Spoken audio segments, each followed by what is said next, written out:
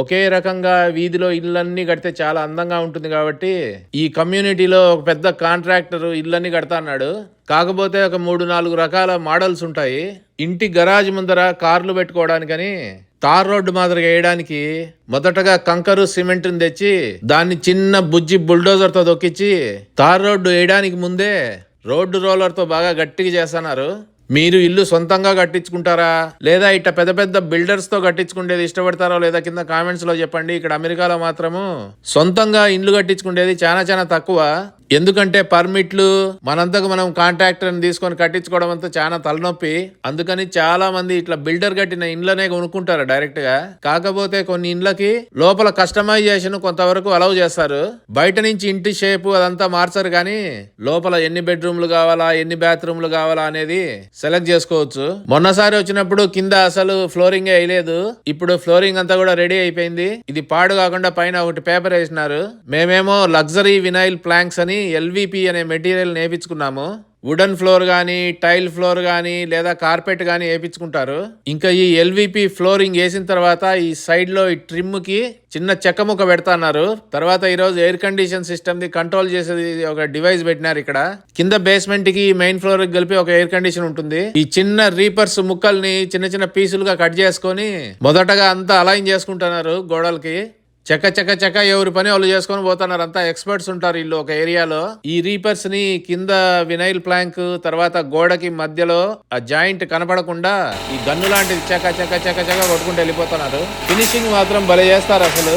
ఎక్కడే గాని జాయింట్లు గాని బొక్కలు గాని కనపడకుండా ఇల్లంతా కూడా ఆల్మోస్ట్ రెడీ అయిపోయింది.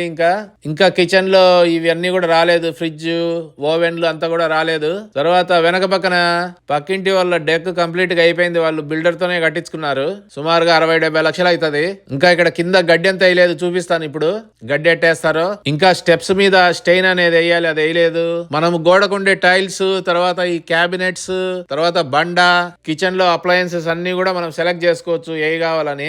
వుడెన్ ఫ్లోరింగ్ ఇంత ముందు చాలా మంది ఎక్కువ వేయించుకునే వాళ్ళు, కానీ మెయింటెనెన్స్ ఎక్కువ, గీతలు పడతాయి. ఈ LVP అనేటి వినైల్ ప్లాంక్స్ అనేటి చాలా ఈజీ. ఒకదాని మీద ఒకటి కొట్టుకుంటూ వెళ్ళిపోవడమే. చూపిస్తాను. ఇదిగో ఇక్కడ పక్కింటికి వచ్చినాను. వీళ్ళ LVP మెటీరియల్ కింద వేసింది చూడండి. వీటిలో రకరకాల కలర్స్ ఉంటాయి. థిక్నెస్ ఏమి ఉండదు, చాలా తక్కువ ఉంటది. ఒకటి తీసి చూపిస్తాను, చూద్దాము. ఇదిగో ఉదాహరణకి LVP ప్లాంక్స్ అనేవి చూడండి ఎట్లున్నాయో. ఈ ఎడ్జెస్ లో అంతా గ్రూవ్స్ మాదిరిగా ఉన్నాయి. ఒకదాని మీద ఒకటి పజిల్ పెట్టుకున్నట్టు అన్నిట్లో పెట్టేసుకుంటే వెళ్ళిపోవడమే. లాక్ అయిపోతాయి. ఇంకేమి గ్లూ గానీ మధ్యలో ఏం పూసేది లేదు. ఇంకా బయటికి పోయి మట్టి ఉన్న ఏరియాలో గడ్డి ఎట్టేసారో చూద్దాము. ఇదిగో ఇలాంటి గడ్డి చుట్టలు మట్టి మీద రోల్స్ మాదిరిగా తీసుకొని వస్తారు. ఇదిగో ఇక్కడ ఇంటి వెనక భాగాన ఉండే మట్టి మీద అంతా కూడా మొత్తం పరుచుకుంటా పోతారు. ఈ గడ్డి చుట్టలు బరువు ఉంటాయి కాబట్టి పెద్దగా లేవు, చిన్నగా ఉన్నాయి. వీటిని ఇదిగో ఇట్లాంటి క్రేన్ తో తెచ్చి 2 ఇండ్ల మధ్యలో ఉన్న స్థలంలో కూడా మొత్తం వేసేస్తున్నారు. కాకపోతే కొన్ని రోజులకి ఇది మట్టికి అతుక్కొని పోతది. మళ్ళా ఇట్ట ఊడేం రాదు. గడ్డి వేర్లు కింద భూమిలోకి వెళ్ళిపోతాయి. ఇంకా ఇల్లు కట్టక ముందు కమ్యూనిటీలో మట్టి అంతా గాలికి లేకుండా ఈడ కూడా గడ్డి వేస్తారు, గాని గడ్డి చుట్టలతో కాదు, గడ్డి విత్తనాల్ని చల్లుతారు మొత్తము. ఆ విత్తనాలు మళ్ళా పక్షులు ఎత్తకపోకుండా గాలికి కొట్టుకొని పోకుండా దానిపైన ఎండుగడ్డి చల్లుతారు. కమ్యూనిటీలో ఫస్ట్ లేయర్ తార్ రోడ్ అంతా వేసేసినారు.